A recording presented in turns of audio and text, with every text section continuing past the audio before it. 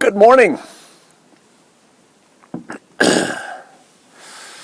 I'm having some excellent coffee from kevinscoffeeroasters.com.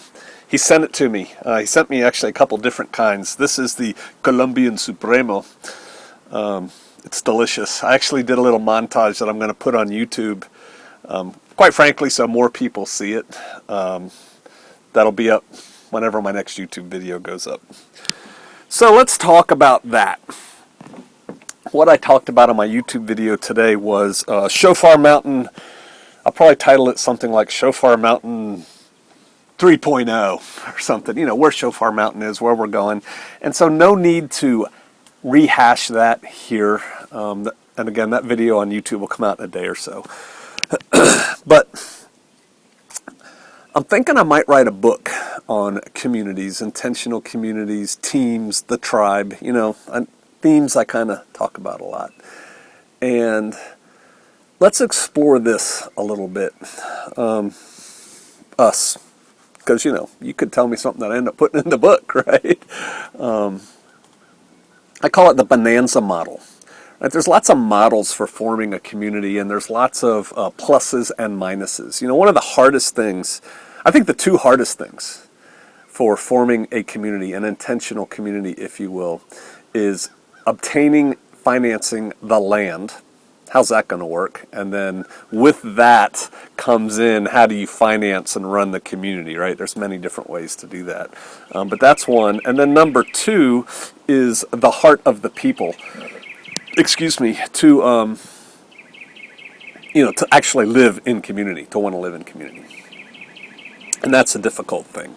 And there's many different models. But I think a model that I'm starting to play with in my head that I see a lot of value in, I call the bonanza model. We may have talked about that on this before, but that's basically the extended family, right?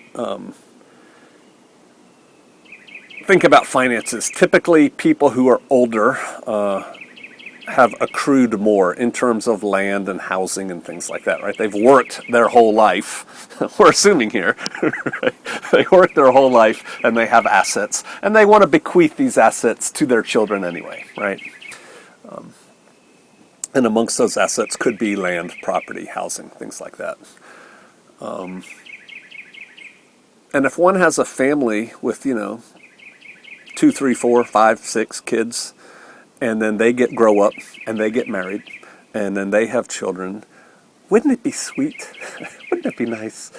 I think a good model is, and I call it the bonanza model because I think that's the TV show. I know I'm rambling a little bit, but I think that's the TV show where it's like the grandpa lives there, and then the dad, and then the boys, and they've got families, and they have their...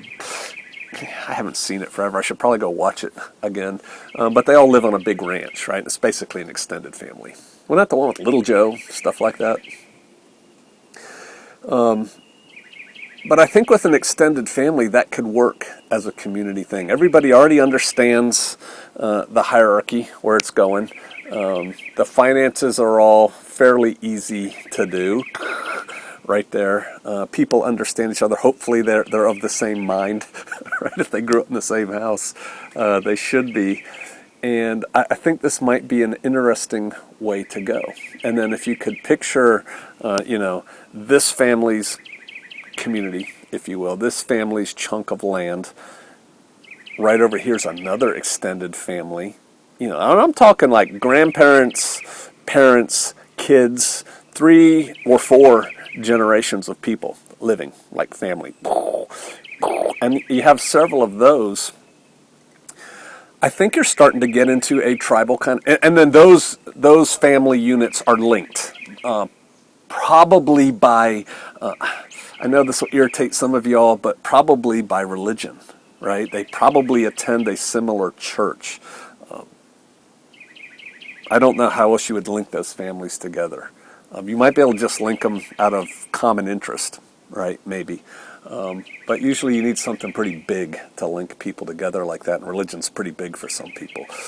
But imagine if you had these extended families all attending the same church, for lack of a better term. Basically what you've just got there is clans, family clans, and a tribe that has formed, right? And then you have the different skill sets. You have the elders, right? The elders would be who? The heads of those clans, the elder gentlemen of those extended families that were living on the ranches or farms or whatever it was. And that doesn't mean that the pastor, because I said that's what links them all together in this little thing. Maybe I'll even do a fictional novel with this, but that doesn't mean that the pastor is in charge of the tribe. Matter of fact, I said this before too. With tribes, if you look at many tribes, there's the chief, the council of elders, and then there's usually like a war leader and a shaman or medicine man or spiritual advisor. So like 3 kind of head guys in their own little realms, right? And then the elders around that, and then all the individual clans and tribes and members and things like that. So don't think this is me doing, like all those book series that I read where some dude, some author, probably about my age, 50s, 60, writes the story where, he's the older guy and the world's gone to chaos and he ends up with the hot 20-year-old chick, and then, he's in charge of all this stuff. That's not me. So I'm not designing this to say I'm going to be in charge or the pastor would be in charge. I actually don't think the pastor would be in charge, right, of that group. But I think that could work. And so you're like, okay, Pastor Joe, interesting theory. I hope you at least think it's interesting. What about me? How's that apply to me? Family. What's your relationship with your family? I've run into a lot of people with messed up family lives. Oh my, yeah, they've had horrible family lives. If that's you, if you've just have, your parents were evil incarnate, or your brother is like, the meth addicted heroin user, or whatever, okay, then start with your family, right? Do what you can with what you got where you're at. Right? Start with your family. Make your family. What's your family? The people who live in your house, spouse and kids, right? That's what I consider a family. I think I say that in my book. Make your family awesome. That requires work on your part. That requires effort on your part. That requires getting your spouse on board. It's a chapter in my book. Wow, I'm plugging my book. That's not my intent. But you need to have a strong family, a strong unit. You guys have to go through life together, strongly united and focused. And that requires family vision and leadership. And, here I go on my patriarchal little mini rant, which again, I wasn't planning on doing. But, men, you got to step up. And you have to lead correctly. You have to lead with love, but you have to lead. And you have to lay it out how it's going to go. And you have to do so with a Christ-like mind, right? So look in the mirror first, men, and decide that you're going to lead your family, and you want a good family, a strong family, whatever else you want, a skilled family. Then go hug your wife and get her on board. And wives, same thing. Love your husband and decide y'all are going to work together and have a strong family. And the kids are yours. The kids, you two can decide. There's no such thing as bad kids. There's only bad parents. I firmly believe that. Boy, I told somebody that one time. He got so mad at me because he had this wayward teenager and he didn't like me anymore after that. Hey, there are no bad kids. There are bad parents. And if your kids are screwed up, that's because you did something wrong. Harsh words, I know. Somebody's just going to, I'm quit. I don't want to hear it.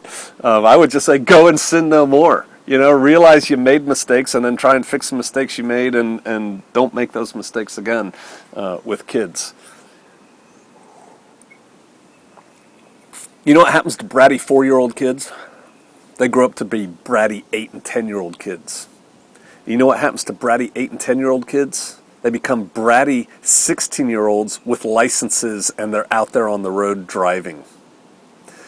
Got to get them young. You've got to get your kids young, and that means you've got to discipline yourself first, right? You've got to get your own house in order. You can't come home, beat the dog, kick the wife, get drunk, sit in front of the TV or the computer and just be a wretch, right? You know, you have to lead, right? You have to do the right things. Build strong families. You build a strong family, you get the family unit. Maybe things go from there. Maybe that's a way to do community with families. I just talked in the YouTube video. I have friends-to-be. Haven't met them personally yet. We've done some corresponding. Who are coming to the Ozarks. They believe like we believe, and they want to establish a community. Several hours from here. And I may be getting this a little bit right or a little bit wrong, but you know, roughly, he put out recently that they're looking for 3 or 4 families, and they don't want any singles. I can see that. I can see that. Well, I guess I'm just going to irritate some people today. You ready? I mean, you watch me because I'm honest, right? And pretty unfiltered. Yeah, I'll do it. I'll just tell you. I'm going to irritate some people. I know people are going to quit. That's okay. I told my wife, I'm 54. She's 54. I told my wife, if she dies before me, I am remarrying. And I said, but I'm going to have to marry a widow. And she's like, why is that? Here's my theory. If I married somebody who's on her 3rd husband, you know, I'm her 3rd husband because she's divorced, then the first time we get in a serious fight, her reaction to that fight is going to be cut and run, right? Divorce. And so I'm like, okay, and then I have all the baggage of all the other husbands that I've got to compare to that weren't good. And so every time I do something, you know, I'm not perfect. You're not perfect. Every time I do something imperfect, it'll be just like George, right? Something like that. And quite frankly, if somebody is this is where I was coming to this from. If somebody's, you know, 50 years old and they're not married yet, there's probably a really good reason for that, right? Harsh, right? So if my wife dies, I'll be taking applications from widows. I am not wishing my wife ill at all. My God. Now, give no power to those words. But yeah, getting your house in order. And maybe that's where this video should end and get to. A really famous guy said this one time. Before those words come out of your mouth and you criticize that person, whether that person is your spouse or that guy over there or that gal over there or Pastor Joe on the video screen here, before you start criticizing them, you ought to take a good look in the mirror and say, what's not perfect about me? Or if you like to use better language, how can I improve? What are some challenges I currently face? Work on your own self. You know, you can't fix the world. You can't fix your spouse, but you can fix yourself, right? And I started this out talking about the bonanza option for community where it's the extended family on a piece of land. And I'm just starting to play with that. I talked to another pastor up in Missouri about it, and I think he kind of likes that idea. And so I'm just playing with the concepts in my head. I speak out loud, I speak them, and then they kind of gel out there, and then I'll write something about it. So maybe you all have something to say to that. But then I got to thinking, here live, you need a strong family. You need a good family. And families have problems. Okay, then what are you going to do about it? Got problems with your family. What are you going to do about it? How can you get better? How can you, first of all, change yourself to make the family better? Strong family units. So vital. Things to think about. Need somebody. You need to be with somebody. And if you can't get with people, the reason is probably looking at you in the mirror, quite frankly.